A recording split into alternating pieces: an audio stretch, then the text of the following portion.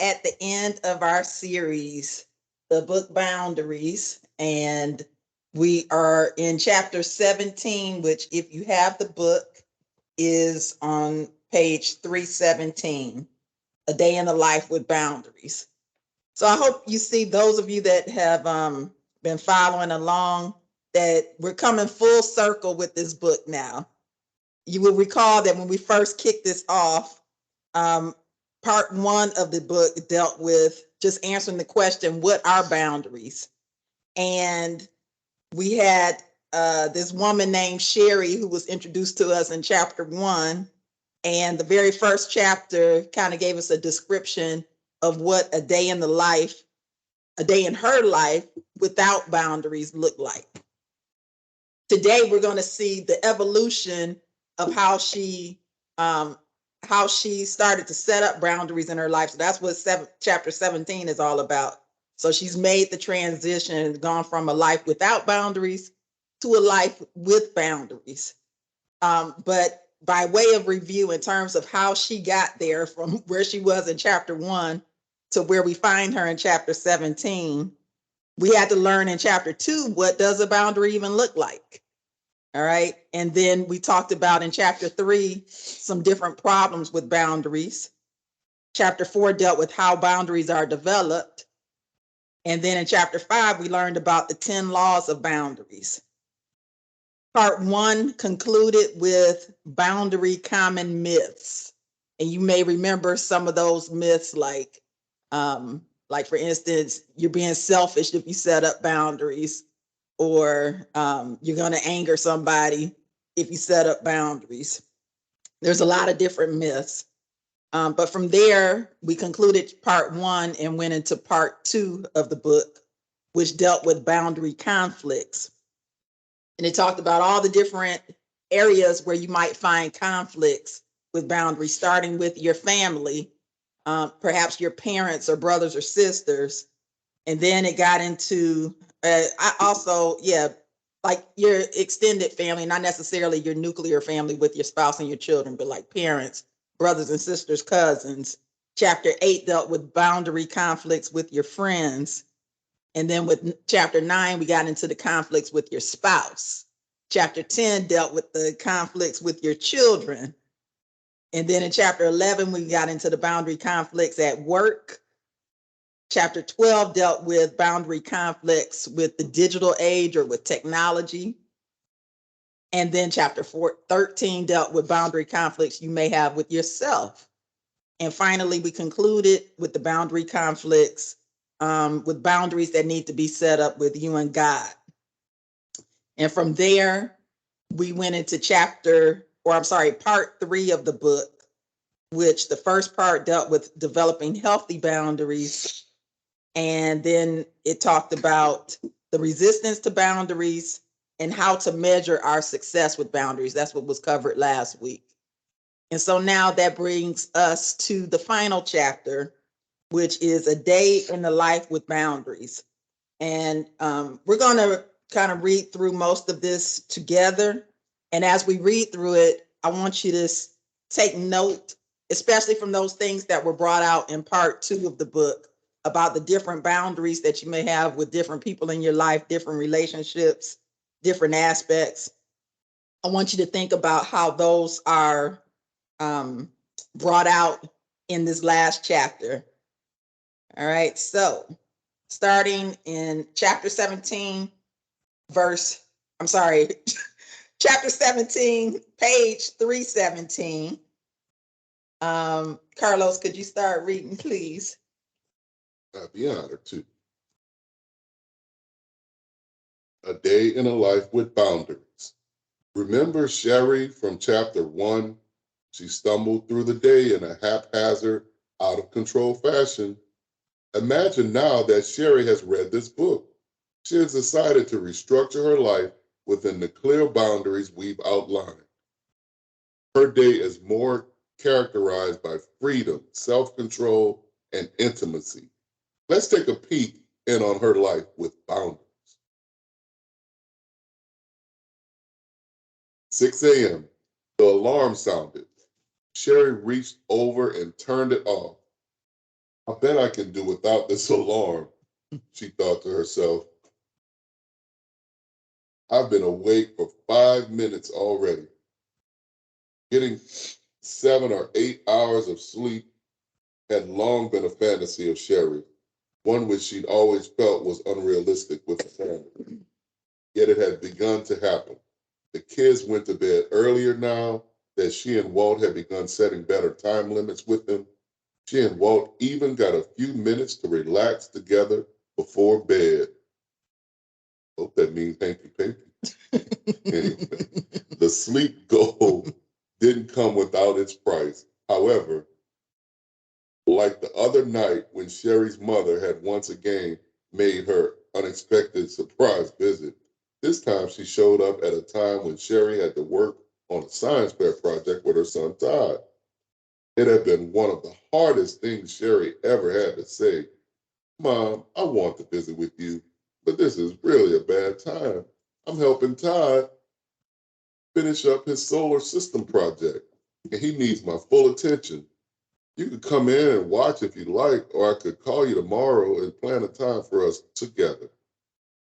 Sherry's mother hadn't reacted well. The martyr syndrome had kicked in full force. It's just as I've always known, dear. Who'd want to spend time with a lonely old lady? Well, I just go home and be by myself like every other night. At one time, Sherry would have folded under such a masterful onslaught of guilties.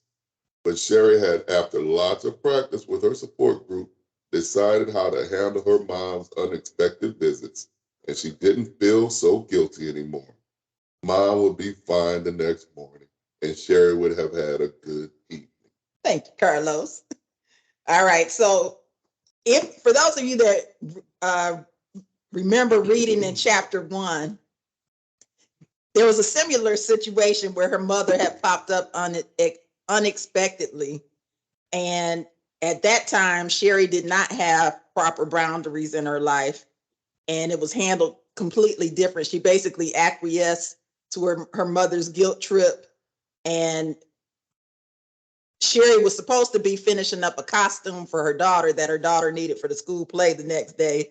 But because her mom threw on the guilt trip, she got sidetracked and didn't get to finish it until the morning, and she was exhausted. So this just goes to show the growth that Sherry had, where she didn't let her mother's guilt trip change her.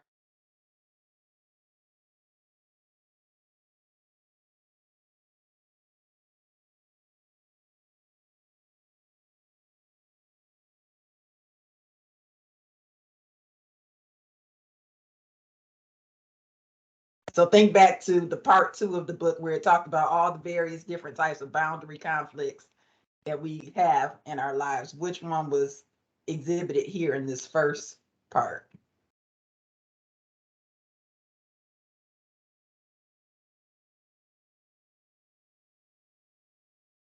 If I remember.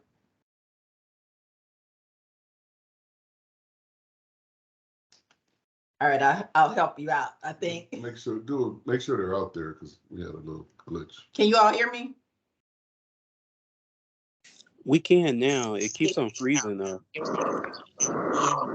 Everybody, are you able to hear me? We had a little technical glitch on this side.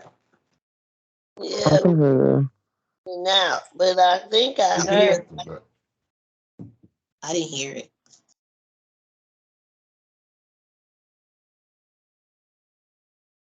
You're freezing now. Okay. Let's try one more time. Can you hear me? Yes. Okay. Now, yeah. What happened to the sound? Okay. So this one is dealing with boundaries in your family, right? Because it's her mother that's trying to violate the boundary by popping up unexpectedly and then laying the guilt trip on Sherry. So I just wanted to open up the floor for discussion. If anybody had an example that they wanted to share, if this is something that you may be struggling with, or you feel like your boundaries are being violated by a family member. Maybe it's something you dealt with in the past. I'll just open up the floor if anybody has anything they want to share on that one. Hi, yes. I'll share. Hey. This is when I was thinking about boundaries in family, I think about my kids who I love so dearly, but who I think have taken advantage of well, I'll say this, maybe they've taken advantage, but I have allowed them to take advantage, I think, at some point with some boundaries. They're getting older now, and over the summer I just realized, like, oh my gosh, there's a million things that you could be doing that you're not doing, and I'm doing them for you. But background, I've been with them, kind of stay at home mom for all their lives. So I'm the chauffeur, I'm the everything. I do it all, and I guess they think I have nothing else to do. So they are my lives. So I'm it. So sometimes it feels like I'm always available. So because I have, what I don't know, I guess they think I have nothing else to do. So I'm always available. So whatever, okay, I'll do this, I'll do that, I'll do that. When there are a lot of things that they really could be doing for themselves. So over the summer, I have really tried to make sure that I set up some boundaries um, so that they can start living as adults when they leave here, and knowing that I'm not going to be there always, even if I am available. I'm still trying to make sure that they are able to do some things that they can do. So that's kind of where I am with the family. Okay. Thank you. Thank you, Lisa, for sharing. Anybody else want to share? This is Tammy. So Hey, Varian, Tim. I can relate. Um, I am trying to now create boundaries. I have a love-hate relationship with my kids, and not to use the word hate, but I am so used to the last two in the house being up under me. Even in my bedroom, I'm having to tell, they're so used to walking in and getting in the bed with me. And I'm like, guys, I really need y'all to start asking for permission to come in my room. Like, just stop. I don't know how to stop it because, on one hand, I love them being around me. On the other hand, I just need that moment to myself. I mean, if there's a mother on here who's ever had a note brought to you while you're in the bathroom, I don't even know how to even describe it. It's like I have literally had conversation with multiple family members while I'm in the bathroom. They come Wow. in and talk to me, and I'm like, I think what I'm going to start doing is just using my door. I think if I simply Lock start it. using my door, it's going to help me. But for the most part, they come in. My son, I think he's used to just walking in on me, like, to the point it's like, he turns around and say, "Oh, I'm sorry," because they're used to just walking in my room. So I So you am. have a door, I'm not and you using it. may not want to lock it, and I understand not wanting to lock it, but I remember when, boy, this is going way back. Remember when Phoenix and Zion were young? We used to put that hat on the door. So you could get one of Tremaine's cowboy hats or whatever, and or get one of your Saints caps and put it on the door, and then that means I'm busy. We might be doing something you don't want to see, because teenagers, the last thing they want to see is their parents being intimate. So put that door on there. That's giving them fair warning. True. And I don't mean to put this out there, but I think everyone's used to coming in the bathroom talking to me. It's almost like it's an office that I didn't even create. Yeah. So, yes, Carlos, you're right. I got to create something. I think I'm going to just start closing my door. I think that's what I have to That'd be a do. first step. Yeah, because I got somebody that comes in the bathroom on me too much too. Who is that? Queenie. Hey, looking at you. You're fine. What you gonna do? Put a cowboy hat on the door for me? I'm gonna put one of your hats on the door. Why do they act like protect the space and we can't have protected space? I don't understand. It's like we together. What you mean I can't? What you talking? That's Your right, space is my space. I'm fine. Right? Because I remember in my household, I had lock pickers. I'd be like, how did you get in here? We picked the lock. I That's was like, taking it to another level. why are you picking it if it's locked? Well, we wanted to get in. I said, lock mean don't come in. And they had this perplexed look like, don't come where you are. Yeah, don't come where I am if the door is locked. Okay, so now everybody's teenager. Oh, we can lock doors. I say, oh, the locks work now? Because I can remember when the locks weren't working. So now you the bathroom and lock the door, go in your room and lock the door. I said in the back in the day, my daddy would take your door off the hinges. You ain't got no door. You ain't got no privacy. Go get your own place. But now, oh, they can lock the door. It's like, Got that really? story too. Yep. All right, moving on. I get them now. I just walk around with the mom, are you gonna put on the clothes? I said, for what? This is my house. Get out. Cool, Mom. Dress, probably not. Oh, okay. Cause I said I'm gonna get them before they get me. So I just walk around and say, this how it's gonna look. Better make sure you work out with your woman first. It's the real thing. Damn, don't encourage that ratchetness. It gets the cross, okay? They gonna learn today. All right, moving on. So, hey, Reverend Brown and Sister Brown, good to see you. I don't know if y'all want to comment on this. Morning. Oh, yeah, we got the We are in chapter 17. I think if I remember, your book is a little bit different from ours, but we're in chapter 17, dealing with a day in the life with boundaries. And I'm about to pick up where it says 6:45 a.m. All right, so Sherry slipped into her new dress. It fit perfectly. In my book is page 318, and it starts off with the 6:45 a.m. timestamp. I got it. Thank Hey, you. You welcome. hey, look on 294. Thank Yeah. you. If you have the if you got the cheat book, it's 294. All right, so Sherry slipped into her new dress. It fit perfectly, 2 sizes smaller than she had worn a few months ago. Thanks, God, for my new self-boundaries, she prayed. Her diet and exercise program had finally worked, not because she learned any new secrets about food and working out, but because she was taking care of herself, not as selfishness, but as stewardship. She'd stopped feeling guilty about taking the time away from other things to work on her body. Getting in shape increased her confidence, which helped her to be a better wife, mom, and friend. And she liked herself better.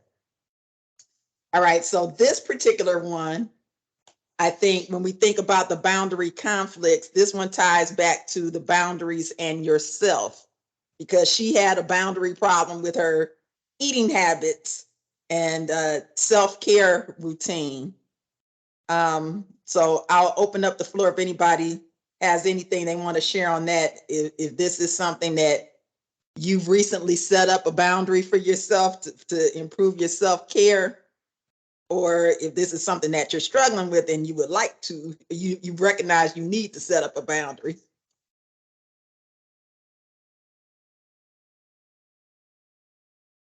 Well, my self-care just got boundless. Mm. I have time. I have the wherewithal. I need to. I want to. It makes me feel better. So all those things I was just squeezing in, I'm gonna make time to do because it helps me feel better, think better, process, and I'm a better person. That's right. Yeah, you have to be very deliberate and intentional with your time, almost like scheduling it, putting in your schedule Yes, to do those like we do self-care activities. these appointments, like we do, like Mhm. I haven't been to the doctor this year. Right. So I have to go put all those appointments back on the books, and I'm gonna do it because I have no reason not to. And I'm gonna put myself first, even if it's selfishly at first, because I haven't. But I Right. do it. Right. Right. That's right. All right. Anybody else want to share on This is self-care? Tammy. I will say this is one that I struggle with. I must say, even my counselor has asked me, why do I feel the need to stay busy constantly? Um, and as much as I try to, I have never been consistent with any type of self-care. So this is one I actually struggle with. Mm-hmm. So Tammy, I don't. I kind What, of struggle Carlos? sometimes. Oh, No, real talk. I struggle with it sometimes too, and I wonder if it's because we from that gritty city of ours. Like we always kind of grew grinding. up, yeah, like always grinding, and really, I mean, self care. I mean, what was that? Yeah, that was Like non-existent. it wasn't even a concept, But I don't know. I just wonder if maybe that has something to do with it because I struggle with it too. Yeah, I agree. I think we all struggle with that. One thing I have been doing is what you guys mentioned with scheduling. I learned Okay. that the second I put it on my schedule, I'm going to commit to it. So it's even like my prayer life, right? Making sure it's on my schedule, what time it's going to be. And that has been my self care help. It's Okay. just Oh, that's spending great. more time and being in his presence so that I Mm-hmm. can balance better. And I promise you, I have been so much more productive when I continue to keep that in my calendar and practice being in his presence. And I agree with you, Carlos, in Louisiana, New Orleans. It's always being on your grind. And I think it's a piece of it where it says the devil, like the Bible talks about, an idle mind is the devil's workshop. So you always want to stay busy. But Right. when you can just replace some of that busyness with, just self care, being in his presence, reading your word, being on the prayer line, it really, really helps. Yeah. Thanks for that. Yeah. Thanks for sharing, Raquel. Wait, now, Absolutely. I gotta say this, Raquel. I know you. Do you carve out time just for yourself? Oh, yes. Okay. Yes, I have. And thank you for that accountability. So, like, one thing that Jason and I, we keep it on our schedule that we do together too, right? Is when we go and get a mani and pedi every 3 weeks. That's a non Okay. negotiable. So, we have things that's non negotiable. One area that I'm Hmm. working with is spending more one on one time with the boys because they're getting older. And that's something that I'm working on. I have not perfected.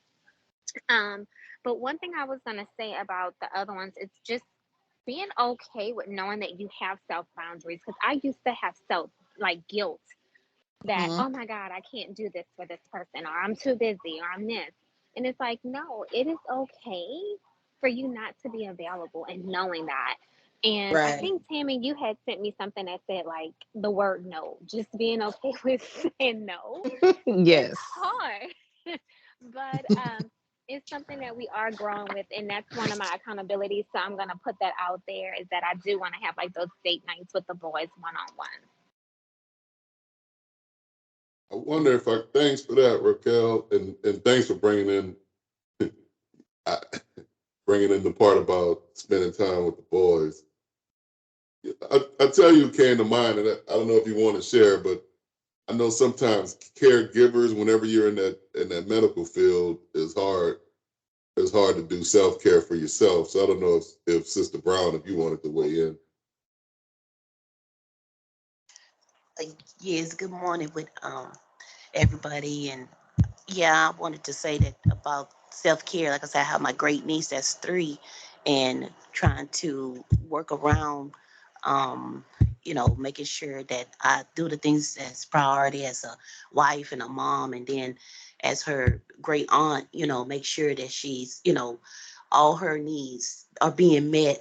And sometimes, like I said, I do put myself, last, and I'm like, because I have this, I don't know, it's like a gut feeling, like, being responsible and, making sure everything is safe and provided and all these things. And yeah, you feel guilty. And I told my husband Vincent I was gonna set some boundaries, like you all was saying, that I'm not gonna just I'm gonna take care of it, but I'm not gonna stop living. I'm not gonna stop doing the things that I like to do, that I enjoy.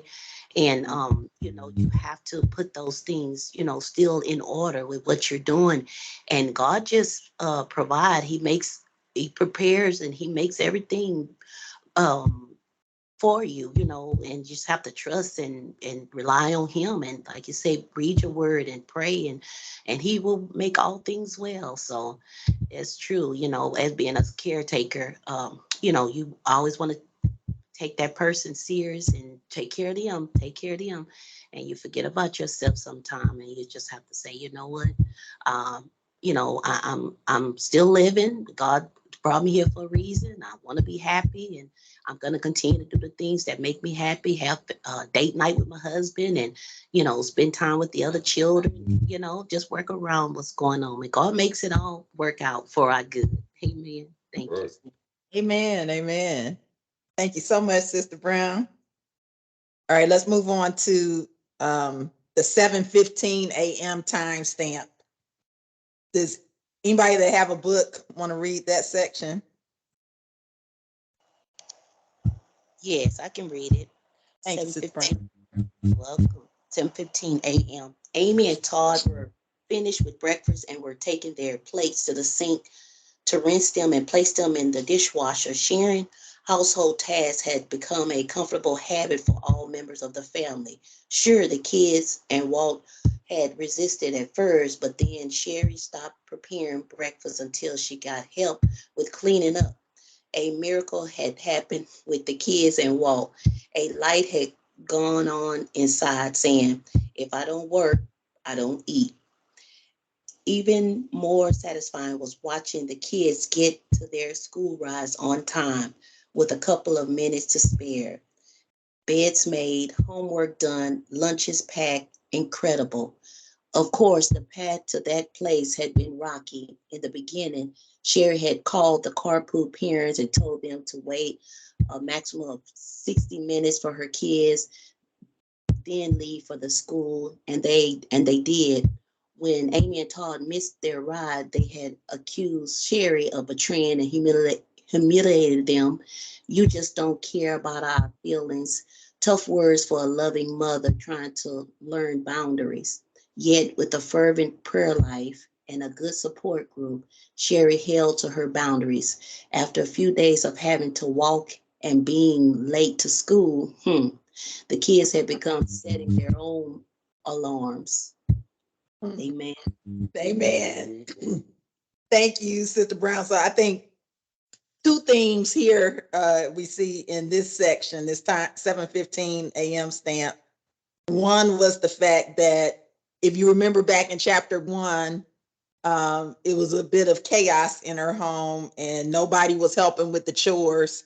Sherry was doing everything. So you see here that she put up a boundary, basically like, if y'all don't help me clean up, I'm not cooking anymore. And that prompted the family to get in order and start helping out with the chores because they wanted to make sure they got their food. So that boundary line was set. And then in the second part of this section, we see that she set a boundary with regards to time because the kids were taking advantage of time, getting ready for school, being lackluster about it, making the other carpool parents wait on them. And so Sherry, basically told the other carpool parents, if my kids aren't out the door within 60 seconds of you arriving, drive off and leave them, let them walk to school. And after they got left a couple times, that boundary was set and they realized, hey, I need to start getting ready so I don't miss my ride or else I'm gonna have to walk to school. Boots, y'all want to talk about that leaving? Oh, that's crucial, but I've done that. Y'all don't want to talk about me leaving y'all? Carlos, I've done that. I've done that recently. And that's having multiple kids, getting them to respect the time and being where I say to be, not with your friends, but where I need you to be so we can go ahead and continue with the schedule. Man, I felt so bad, but I called Tremaine. I was like, you better go get your son because he wasn't where he was supposed to be. So, Yeah. I don't know I've why done you that felt bad. Like, because I'm used to being there. I'm used to being the one doing it for them. That's why I felt bad. But I it's just, realized I got to it's do just, that. all right. Sorry for talking on top. You keep Oh, no, finish your sorry. thought, my bad. No, you're good. I just needed to throw that out that I've done that. I did feel bad doing it. But what I do know is Deshaun gonna be where he's supposed to be. It's just always hard to hear it from you, Tammy, and you, Raquel, because I know, because we from that gritty city, but nobody taking us everywhere around that city. The bus and walking. Let me tell you, Metro was our friend. Yeah, and ripped from the pages now, kind of similar to what we're talking about. I don't know if you all realize it, but in the news, they've been talking about it for weeks and weeks and weeks on end about how there's a yellow bus shortage, a school bus driver shortage. And last week, I was dying laughing on the news because the Houston ISD came up with this great idea. Oh, you know how we're going to solve the fact that we don't have yellow bus drivers? We're just going to give the kids passes to ride Metro. And I'm like, we had that answer 30 years ago. And you're like,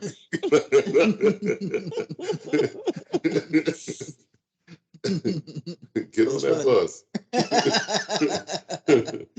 Get that transfer. Get that transfer.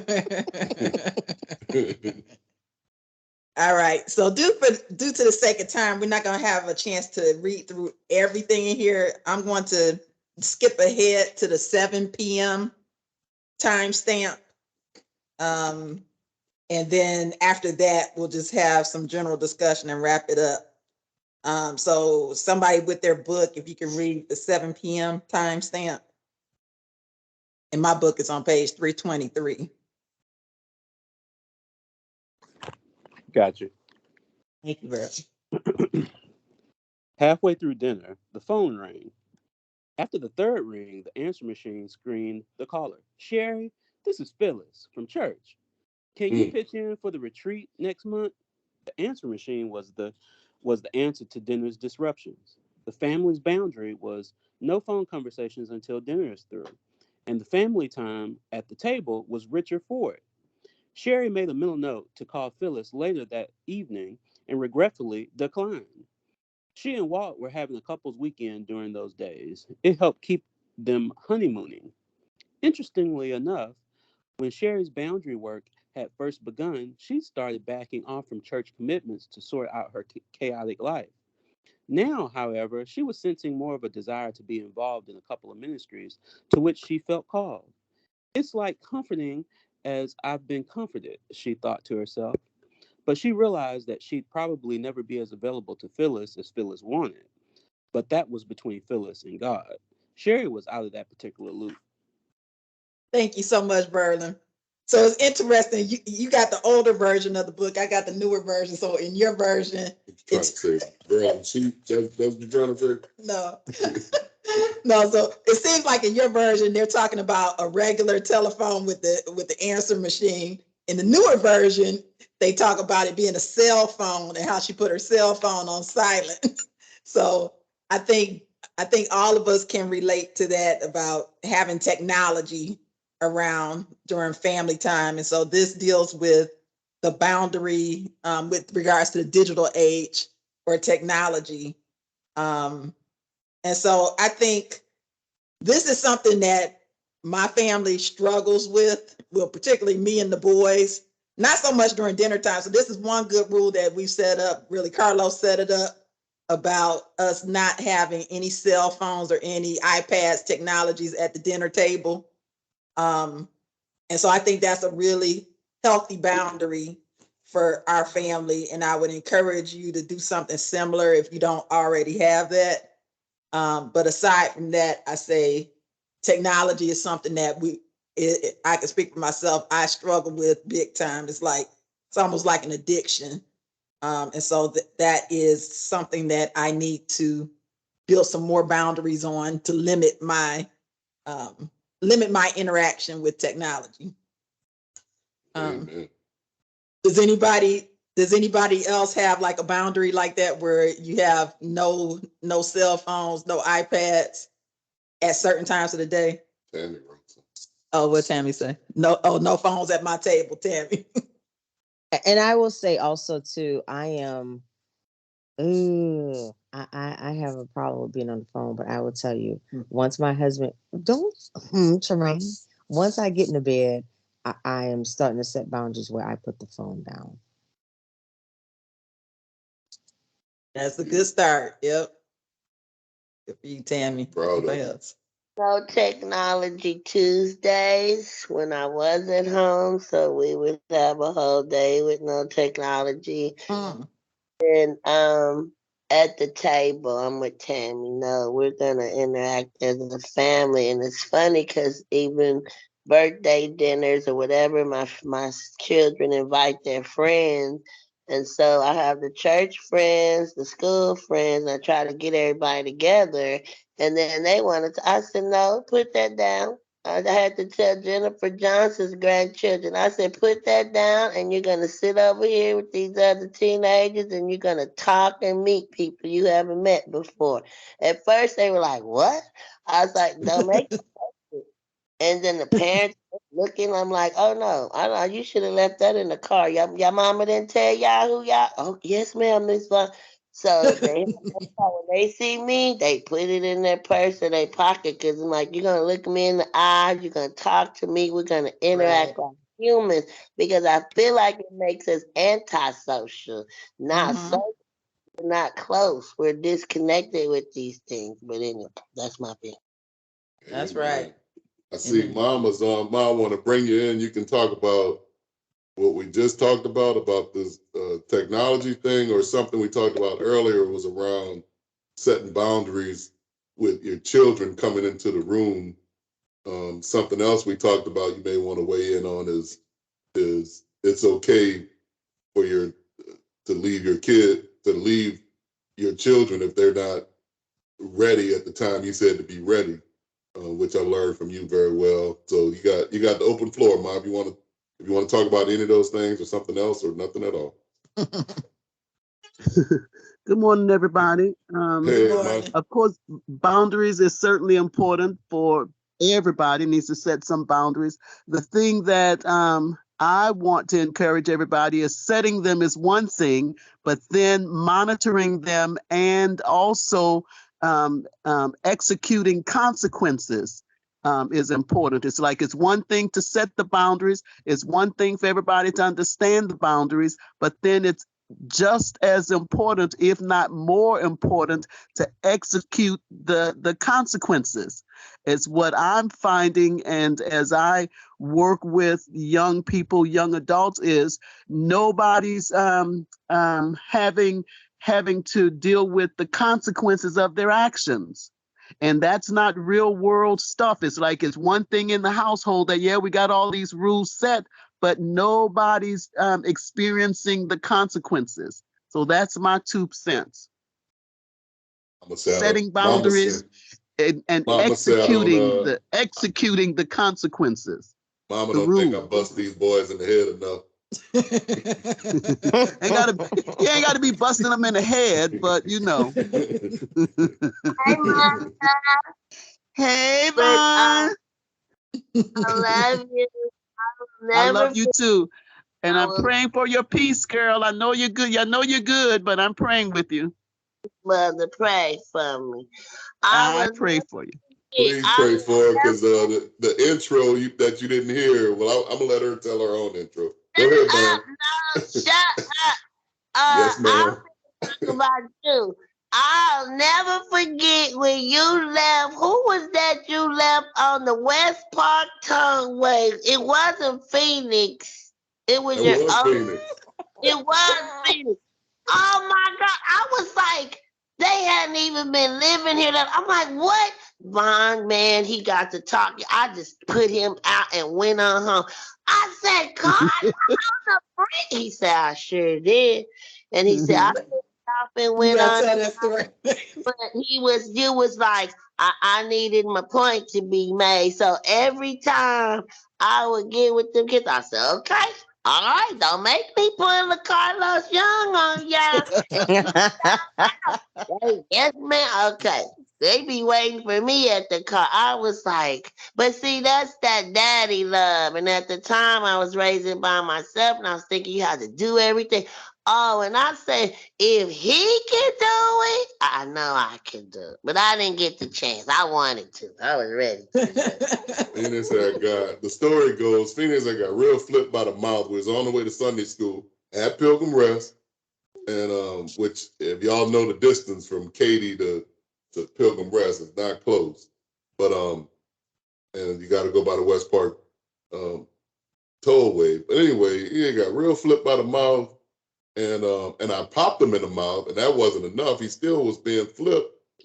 So I put him out the car, and so this what's notable about this is, I mean, I if I had to do it again, I probably wouldn't do it like that. And the next crop old boys, Jaden, Jared, and Chase, they get a lot more grace than Phoenix and Zion did. I was more fiery then, but I don't know. I think I would do it differently now. But yeah, I put him out on the tollway, taught a Sunday school lesson, and then came back, and he was still, I mean, Walking home. He was still walking home looking like a runaway slave. Yeah.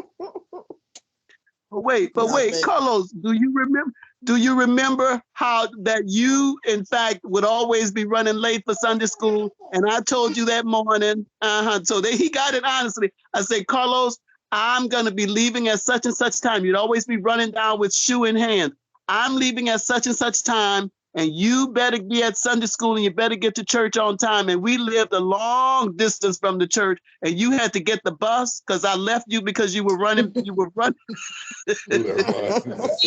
remind me of Chase. The fruit don't fall far from the tree. That's right. So Raquel telling me we live across the river off of General de Gaulle, the end of General de Gaulle, by the way. And our church was uptown New Orleans. Second Claiborne. That's right. You had to get the bus. Get two buses. So that's right. But you know what, man? That was like, it wasn't punitive to me. That was actually, it felt good to be able to catch the bus by myself. And that was a good thing. That was a good thing. That's right. So it's not always punitive. The punishment or the consequences are not always punitive, but you learn from it. I never had to leave you again. Oh, okay. That's good to know. I would tell you, growing up in New Orleans, you learn to be self-sufficient real quick with our mothers in New Orleans. I never got left, but I would tell you, it's funny you bring that up because it was just as simple. I just did that to Deshaun, and I think I got so fed up, and I have to blame myself for not setting boundaries, but I got so fed up, and it was as simple as, Deshaun, I asked you to be in the front of the school. The other part for me was, I need you to listen to me. I need y'all to hear me.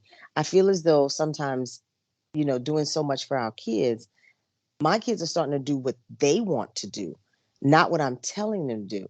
So this past incident, Deshaun just wasn't where I told him to be. And I even saw him, but I was like, I'm gone. I need you to be where I say be, son. And I called his dad. I said, your son waiting at school. I said, I need him to be where I need him to be, because I have to go pick up another child. So I would tell you, my kids being raised in this area that they're in, where everything is such a privilege, they're used to things being given to them. Deshaun, when he looked at me, like he know not to run his mouth. I don't think they want to get popped. But the thing is, when he looked at me, I literally said, because he did come up to the car, I was like, nope, get out. Get out. If you cannot do what I ask you to do, I mean, for me, it's like, it's just becoming a little too repetitive where you're doing what you want to do. Right. Instead of what I've asked you to do. And so I don't know how to describe it, but it's forcing me to definitely create boundaries. I think, unfortunately, the situations are forcing me to create boundaries But it's definitely helping me with giving my kids lifelong lessons and also getting them to respect my time and the Yep. things that I'm trying to do. Amen. Thank you, Tammy, for sharing. There's been quite a lively discussion today. Thank you, everybody, for participating.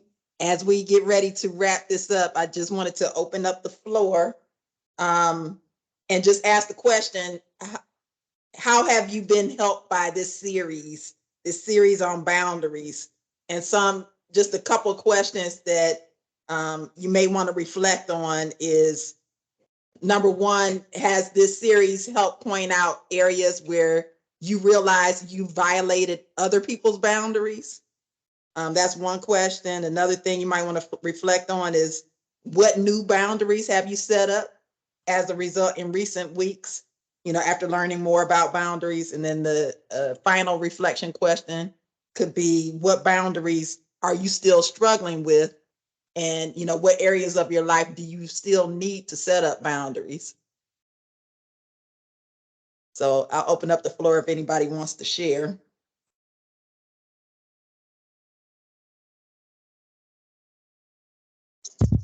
Good morning. I just wanted to say that it's helped me. It's helped me a lot. Listen to people's stories and reflecting back and how setting boundaries. How sometimes, if you already have those things in place, hold on, hold fast, and continue and just continue in every generation, continue like your mom was saying, execute the penalty for, not uh, respecting the boundaries and hold fast to that as well.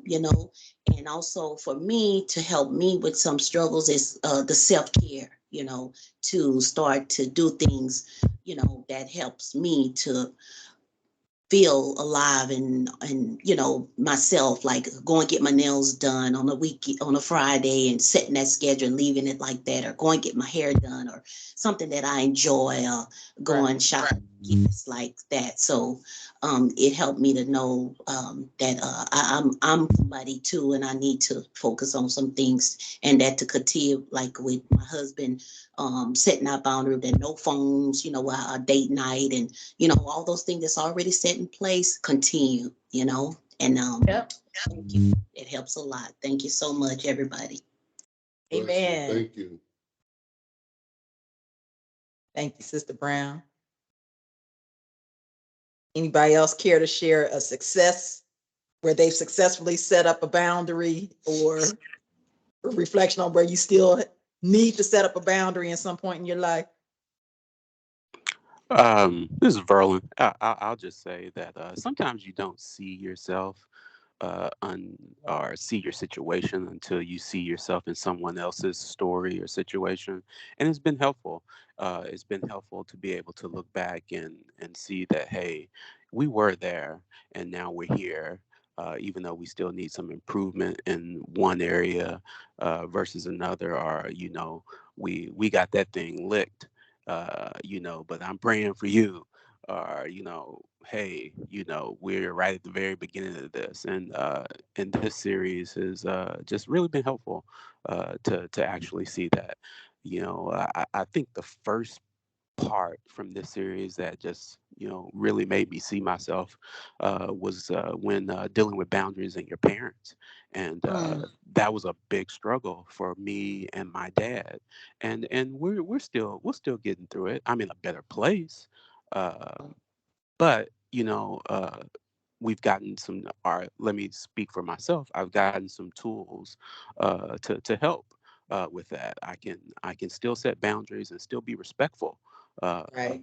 of my parents, and be able to express my opinion, because I have a feeling we all grew up in a day and age where you didn't speak your mind to your parents, and I'm in my 40s and I don't always speak my full mind to my dad. Um, Mhm. and then when it comes to kids, uh, we do a good job, but we can always do better. And especially with technology, that is a struggle. Yeah. Especially considering that. that these are devices or tools that they were born with, and so it has been a part of their life. So we have to find very creative ways to address those. But great, great series. I really appreciate it. Thank you, Verlin. All right. So if no other comments, I'm gonna turn it over to Carlos to explain next steps with regards to Lighthouse Marriage Ministry and what's going to happen over the next couple of weeks.